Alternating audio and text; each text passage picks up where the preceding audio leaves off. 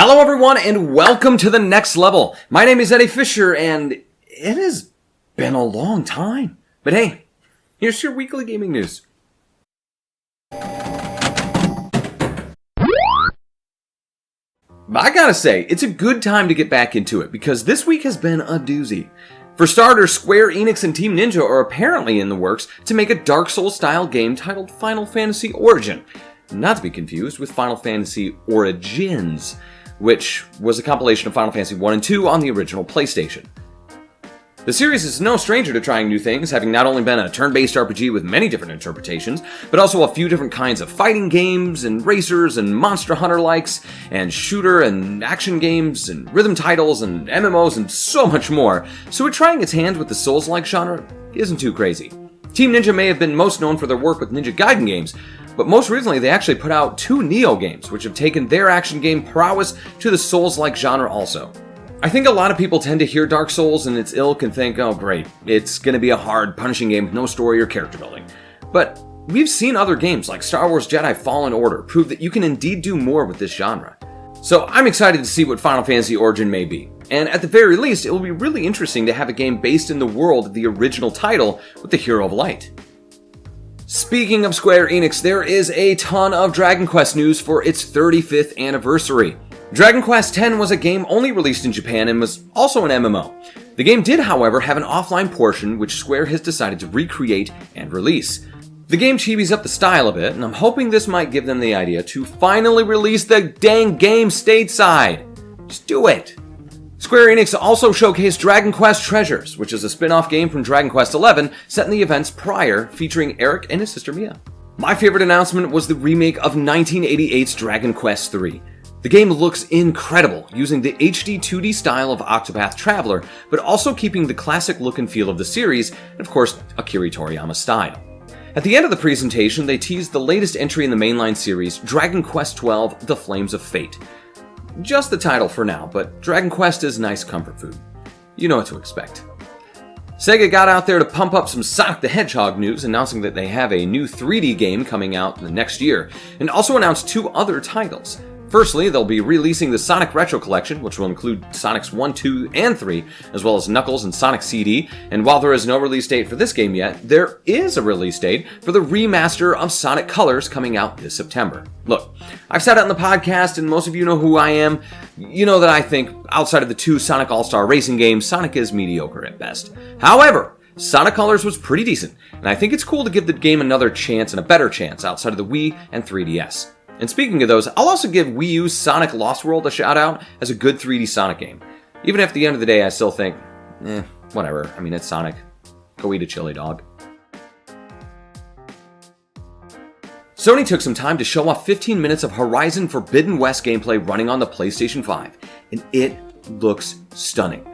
Many of the mechanics from the first game are still on display, with knocking parts and scrap from enemies and all that, but now you get to see some improvements to how Aloy fights with human characters and utilizing guns from giant bots to really bring the heat. More additions were of course swimming and the new grappling hook and of course the glider, but it was also interesting to see the raiders running around on those robo-dinos and mammoths as previously, you were the only one who could do this. I swear, the end of the trailer was set to announce the release date. I mean, look at this. You always said a storm was coming. Yeah. And it's almost here.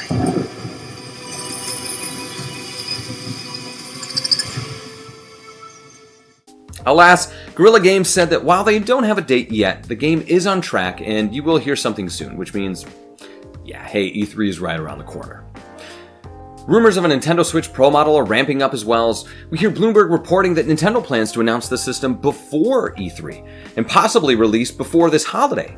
Some reports are saying that its stand will even be more like the Surface tablet instead of the flimsy little guy in the back of the current model, and also support an Ethernet jack. The crazier part is that this Amazon Mexico actually threw up a listing for a new Nintendo Switch Pro, so hey, I guess, get your body ready. My body is ready.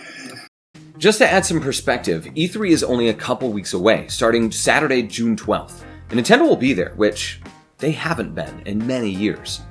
And lastly, I wanted to take a moment to talk about a website about video games, Giant Bomb. I'm going to go a little off the cuff here. I truly think that Giant Bomb changed what we perceive as the video game industry, in a sense that, like, before Twitch streaming was a big deal and these like quick looks at games and personality driven content was so big as it is and as prevalent as it is now, Giant Bomb kind of started that, you know, like it was more about the people, it was more about that than it was anything else. Wasn't so much about the quick look being 3 hours long about a game you thought was neat. You wanted to hear Vinny, you wanted to hear Ryan, you wanted to hear Jeff, you wanted to hear those guys just interact with each other and just throughout the entire time they've been around, you've got to grow up with these guys and women.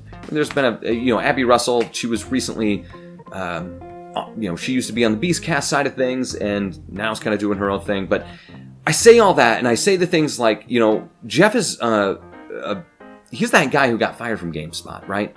Got fired for GameSpot for being truthful about his review on Kane and Lynch, and they brought that authenticity. They brought that perspective, they brought their truthfulness to the industry in a way that I think is really cool. And so recently we learned that Vinny, Brad, and Alex, basically 3 of the last 4 original guys, they're leaving to do their own thing. And I respect their decision, and I wish them the best. And I'm going to miss the heck out of those guys. I listen to the Bombcast and the Beastcast and their content every week, and I think you should just go check them out anyway. Right now they've got like Danny O'Dwyer from No Clip, documentaries, and just other people just guesting in, and it's always a good time.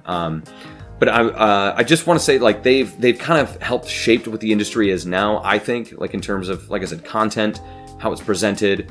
Even before, like, think about every show that has a Patreon, right? They started doing that kind of crowdfunded style stuff before Patreon was a real thing. They really were just kind of, I don't know, they were creating this stuff as it went. And it's taken off to a point where they kind of have to step back and reassess and whatever have you. But I just want to say thanks to Vinny and Brad and Alex and everyone at Giant Bomb and everyone who's been a part of it, because you've made the industry better, you've made the content better. And I, wish you all the best. I hope that things go well for you. And if they don't, that's fine. You've got a great family to go back to. I don't know what that last part was. I wish you all the best. That's what matters. All right, well, it is the end of the month. And even if I haven't been around for a bit, let's take a little moment to talk about a game called Resident Evil Village. This is a follow-up to the situation with Ethan Winters and his misadventures in Resident Evil 7. And it is beautifully paced. The game feels like a greatest hits of what you love about the series. Great tension with Lady Dimitrescu chasing you, returning characters with Chris Redfield, and even the inventory management of Resident Evil 4. It's one of the best in the series, and I, of course, am going to recommend that you check it out. But that's going to do it for this week. I thank you so much for sticking around and coming back to check out this content. If you want to hear more about kind of what we've been checking out, because there's more, right? Far Cry 6 had some gameplay come out. We're going to talk about that on our podcast. It's on Anchor, it's on iTunes, it's on all that good stuff. Just do yourself a favor, search for The Next Level, a video game podcast, on your preferred listening app.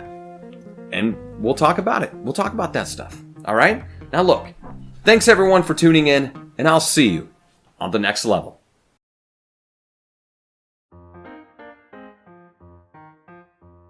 The game looks incredible using the HD 2D style of Octopath.